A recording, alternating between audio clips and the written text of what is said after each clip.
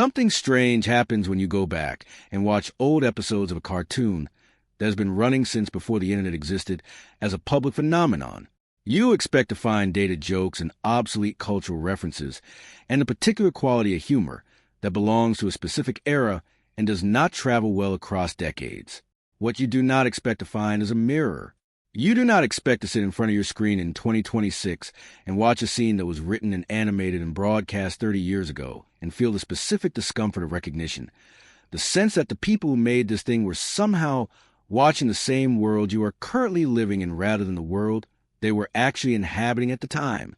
And yet that is the experience that an increasing number of people are reporting as they revisit the archive of a show that has become, in addition to everything else it is, an accidental catalog of the future.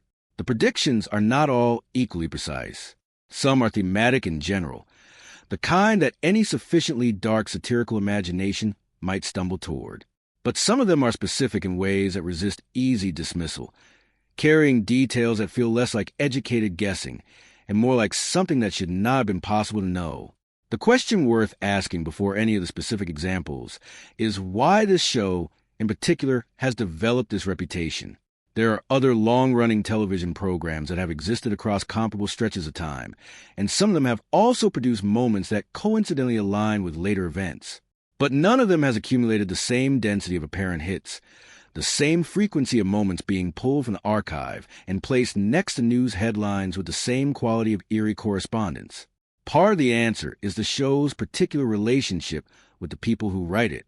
Over its history, the program has attracted and retained writers with unusually diverse intellectual backgrounds, people who came to comedy writing from careers and educations in mathematics, physics, economics, political science, and other disciplines that gave them frameworks for thinking about where the world was heading rather than simply where it was. These were not people who were guessing about the future from a position of general cultural awareness. Some of them were working from deep specific knowledge of fields that were moving in directions that most people were not yet tracking. When they put that knowledge into a cartoon, they dressed in the language of absurdist humor, but the underlying content was real, and the directions it pointed toward were real, and some of those directions have now arrived. The episode involving the deliberate blocking of sunlight is one of the most frequently cited examples of the show's predictive capacity, and it earns that attention because the correspondence between what the cartoon depicted and what is now being seriously discussed in scientific and policy circles goes beyond the surface-level similarity of the concept. When the episode aired in the mid-1990s, the villain's motivation for constructing a device to intercept sunlight was pure greed, a parody of the kind of monopolistic thinking that the character was specifically designed to embody. The actual scientific discussion that has developed around solar geoengineering is motivated by climate anxiety rather than corporate profit, but the fundamental structure of the proposition is identical. Both involve deliberately reducing the amount of solar energy reaching the surface of the Earth. Both involve a mechanism that would affect the entire planet without requiring consent of the entire planet's population. And both produce the same category of concern from the people who object to them, which is that whoever controls the mechanism controls something of profound importance to everyone, and that the interests of the controller may not align with the interests of everyone else.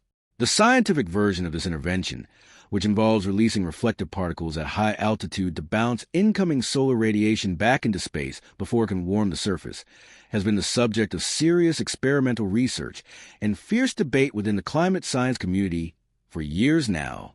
The disagreements are not merely technical. They are deeply political, touching on questions about governance and consent and the distribution of risk and benefit that the cartoon episode captured in compressed comedic form without apparently meaning to.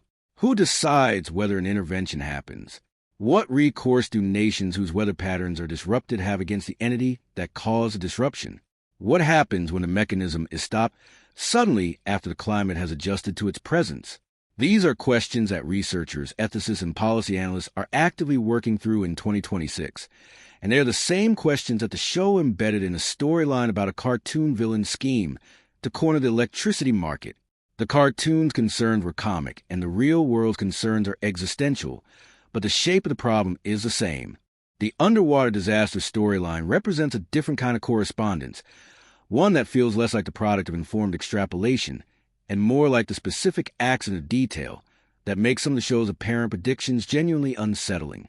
The episode in question placed one of its central characters inside a submarine that was visually and narratively coded as inadequate for the conditions it was being used in. The craft was too small, too cramped, insufficiently engineered for the depth it was reaching, and it was being used to access a famous wreck that rested at a depth where the margin for mechanical failure was essentially zero. The sequence of events that followed in the cartoon, the craft becoming trapped, the oxygen supply depleting, the absence of any realistic rescue option, tracked with uncomfortable precision alongside a real disaster that occurred years after the episode aired. A privately operated submersible designed to take paying passengers to the site of a famous and historically significant shipwreck was lost during a dive in 2023, and the details that emerged about the vessel's design and certification history created immediate and widespread comparisons to the cartoon scene. The specific combination of an experimental craft, a famous wreck as a destination, extreme depth, and a catastrophic failure that left no survivors was not the kind of general thematic similarity that statistical inevitability easily accounts for. It was a cluster of specific narrative details that lined up with unsettling fidelity. The political prediction embedded in a single piece of background clothing worn by one of the show's characters for the duration of a single scene is perhaps the most remarkable example of the show hiding genuine content in apparently throwaway visual details. A shirt bearing an image of American national iconography, consuming a specific territory, accompanied by text expressing aggressive certainty about the outcome, was visible for seconds in an episode that aired at the beginning of the 2000s. The territory being symbolically consumed was Greenland. At the time the episode aired, the idea of the United States pursuing formal control over Greenland was not part of any mainstream political conversation. The island was understood to be an autonomous territory of Denmark.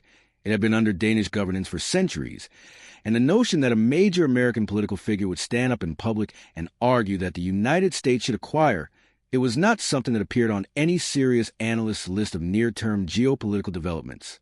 It was precisely the kind of thing that works as a background visual joke in a cartoon, absurd enough to be funny, without being plausible enough to be alarming. The conversation about American acquisition of Greenland has since become entirely real, driven by explicit public statements from a former and current American president and by the growing recognition within military and strategic communities that the island's position at the junction of Arctic shipping routes and its proximity to early warning infrastructure makes it increasingly valuable as Arctic competition intensifies between major powers. Denmark has formally rejected the proposition on multiple occasions. Greenland's own government has stated clearly that the island's future is a matter for its own people to determine. None of this has made the conversation go away, and the analytical literature on Greenland's strategic significance continues to grow. The shirt in the background of a cartoon scene, which most viewers never noticed and which seemed too absurd to be anything other than a random visual gag, turns out to have been a compression of a geopolitical trajectory that was apparently visible to someone who was paying close enough attention more than 2 decades before it became a mainstream political subject. The Winter Storm episode connects to events that were still unfolding in early 2026, and the specific detail that has drawn the most attention from people revisiting the archive is not the premise of the episode itself, but a background element within it. The episode depicted a catastrophic winter storm arriving without adequate warning in a community that was not prepared for it, producing exactly the cascade of infrastructure failures, stranded residents, depleted supplies, an overwhelmed emergency response capacity that has become a recognizable pattern in recent years when extreme cold events have hit regions that historically have not needed to prepare for them. What people noticed when they went back to look at the episode again in the context of the January 2026 winter events that paralyzed parts of North America was that a calendar visible in the background of one of the scenes displayed imagery associated with snow or cold weather in the position corresponding to month of January. The detail is small enough that it could easily be dismissed as coincidence, and in isolation it probably should be. But the combination of the episode's thematic content with the specific timing indicator and the specific events that occurred in exactly that month has produced a familiar quality of eerie correspondence that the show generates with a frequency that is hard to fully explain. The episode depicting a corporation-owned town has aged into relevance more gradually than some of the show's more dramatic apparent predictions, but its current resonance is arguably deeper because it touches something more fundamental about the direction of social and economic organization. The cartoon community was a place where a single company controlled the housing, the employment, the physical infrastructure, and the social environment of every resident, with a CEO who presented himself as a benevolent and casual friend while operating one of the most controlling organizational structures imaginable. The humor of the episode was built on the gap between the surface pleasantness of the arrangement and the absolute totality of the corporate control underneath it. The residents of the cartoon town were not prisoners in any obvious sense. They had comfortable lives and pleasant surroundings. What they did not have was independence in the entity that provided all of those things, and the episode was constructed to make that dependence visible beneath the surface comfort. The real-world developments that have brought this episode back into discussion involve the active pursuit by some of the world's wealthiest technology executives of exactly this kind of integrated community, in which the company that employs the residents also provides their housing, shapes their physical environment, and sets the rules under which they live. Projects in various stages of planning and development have attracted both enthusiastic coverage about the possibilities they represent and concerned analysis about what they mean for the residents who would live within them. The specific concern that critics raise is the one the cartoon episode made visible in exaggerated form, which is that when a single entity controls all the conditions of your daily life, your relationship to that entity is fundamentally different from the relationship between a person and an employer or a landlord in a conventional arrangement. You are not simply an employee or a tenant. You are dependent. And the distinction matters enormously for the question of what happens if you and the entity that controls your life come into conflict. The hidden scientific content in the background of what appeared to be a pure comedy scene represents perhaps the most intellectually fascinating dimension of the show's relationship with real knowledge. The chalkboard equation in the basement scene was not decoration. It was a real piece of mathematics, written by a writer who had come to the program from an advanced background in physics, and when mathematicians and physicists examined it years after the episode aired, they found that it was doing something real. The number produced corresponded to a value that the scientific community had been theorizing about for decades and would not formally confirm until years after the episode aired, and required construction of experimental infrastructure of extraordinary scale and cost to verify. The equation was not predicting the discovery. The writer clearly understood the theoretical landscape well enough to write an equation that produced the right neighborhood of value for a particle whose existence was already theoretically well motivated, even if it had not yet been confirmed experimentally. But the fact that a cartoon chalkboard contained a real equation whose solution corresponded to one of the most significant physics discoveries of the early 21st century is a demonstration of the depth of knowledge that was regularly being embedded in scenes that most viewers treated as pure visual noise. The cooking grease storyline illustrates something different from most of the other examples, which is the show's capacity to take a premise that was chosen specifically for its absurdity and find it overtaken by economic reality. The episode's humor depended entirely on the premise that used cooking oil was worthless, that the idea of treating fryer grease as a commodity worth stealing and reselling was so ridiculous that it could serve as the basis for a comedy about someone who was not very good at identifying legitimate business opportunities. The premise worked as comedy because the audience shared the assumption that the product being treated as valuable was not actually valuable. That assumption has been comprehensively overturned by the growth of the biofuel industry. Used cooking oil is now a commodity with genuine market value, collected systematically by companies that process it into renewable fuel. The market value has created exactly the incentive structure that produces organized criminal activity, and the theft of cooking grease from restaurant store containers by organized groups operating at night has been documented as a real and recurring law enforcement problem in multiple countries. The cartoon's most absurd premise has materialized as a real underground economy. The shipping disease storyline demonstrates the show's capacity to describe a systemic vulnerability accurately in broad strokes, even when the specific triggering event differs from what the cartoon depicted. The episode showed a pathogen traveling inside a sealed consumer product through international shipping networks, spreading from the point of manufacture to the point of consumption without detection because it was hidden inside the movement of ordinary commerce. The specific mechanism was fanciful in its details, but the underlying insight was accurate and important. The international networks that distribute consumer goods are also potential conduits for biological threats, And the speed and reach of those networks means that something entering them at one point can reach multiple continents before the nature of the threat has even been identified. This was not a radical insight at the time the episode aired, but it was one that most people had not internalized in any practical way. And the events of the subsequent decades have made the point in ways that have required much more serious attention. The technology prediction involving a device for interpreting infant communication belongs to a category of predictions that feel less spooky than some of the others because the underlying logic is fairly straightforward. If you could record enough examples of infant vocalizations and correlate them with observable states and needs, you could in principle train a pattern recognition system to make probabilistic assessments about what a given sound pattern most likely indicates. The cartoon depicted this as a single piece of hardware with a comically immediate and reliable output. The actual technology that has emerged is less dramatic, taking the form of software applications that analyze cry patterns and suggest possible meanings based on audio features correlated with different infant states. The applications are imperfect and probabilistic rather than definitive, but the basic concept, using technology to help parents interpret infant communication, has moved from cartoon premise to commercially available product. The gap between the cartoon version and the real version is a gap of precision and reliability rather than a gap of fundamental feasibility.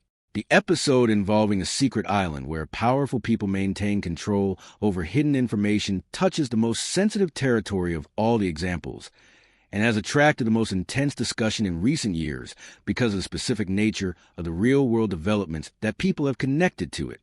The cartoon depicted a network of extraordinarily powerful and wealthy individuals operating from a location that the general public was not meant to know about, using the isolation and secrecy of that location to conduct activities and maintain relationships that could not survive public exposure. The discovery of the fictional secret was portrayed as genuinely dangerous to the discoverer. The episode was constructed as a parody of conspiracy thinking, taking the idea of a hidden elite and playing for broad comic effect. When large volumes of documents related to the Jeffrey Epstein case were unsealed and their contents became public knowledge, the episode's premise was no longer available as pure parody. The documents described a real network of powerful and wealthy individuals with connections to a real private island, and the revelation that the show's creator appeared in those documents as someone who had traveled on the associated private aircraft generated a quality of recursive strangeness that no rational framework fully accounts for. Whether the episode reflected insider knowledge, informed suspicion, satirical intuition, or pure coincidence is a question that cannot be answered definitively. What can be said is that the show depicted something that turned out to be real, and that the person who helped create the show had connections to the world that thing was real in, and that those two facts in combination produce exactly the quality of unease that the show's reputation for prediction has always generated at its most disturbing edge.